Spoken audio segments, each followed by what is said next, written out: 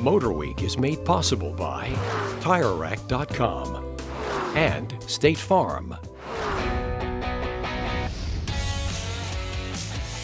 The Volo Museum is the king of car museums, but it's so much more than that. You can feel Americana at its best as you walk around. This is pretty cool. Yeah, in the late 50s is very short-lived, where boats looked like cars. You'll see a lot of characteristics, like these have the taillights of a 59 Chevy in them.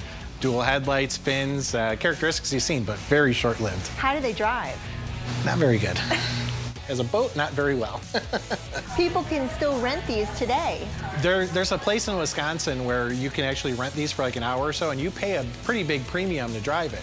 And it's all about the nostalgia of it, because as a boat, they don't drive very well. The novelty. Exactly. Yeah, this here's our Duesenberg room. It's the first room that you enter into after you pass our ticket booth. You like to say we like to start the tour off with a bang.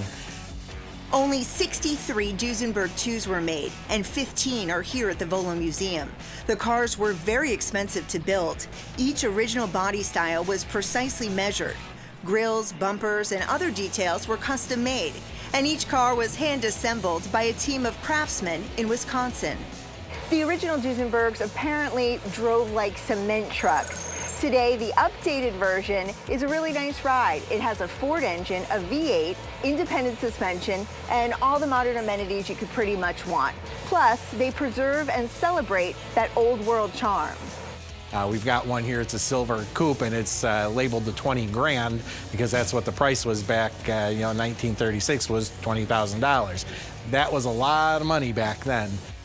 Car sales fund the museum. At any given time, there are 300 cars for sale here. Volo says they sell 1,000 cars a year all over the world. Most of the sales are done online.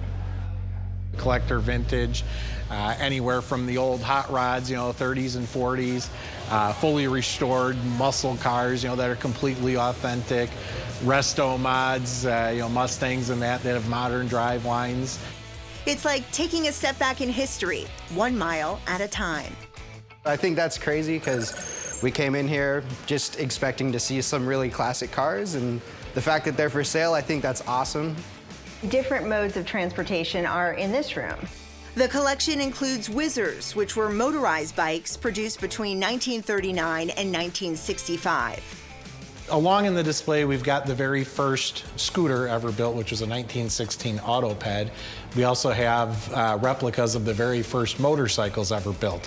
One of them is a Daimler, and it has a gas-powered engine. The other one is a Roper, and it's a steam-powered engine, which was actually the first one built, but a lot of people say it's not the first motorcycle because it's steam-powered and not, gas-powered. Is it the first motorcycle or isn't it?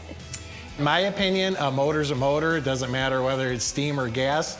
It powered the bike. It was motorized. So I think the Roper is the first one. And for spectators with a sweet tooth, this Cushman three-wheeled scooter delivered ice cream in the 1940s. They're very professionally done. I liked all of the display cars. From the 1920s through the 1950s, pedal cars were a popular and expensive gift for children.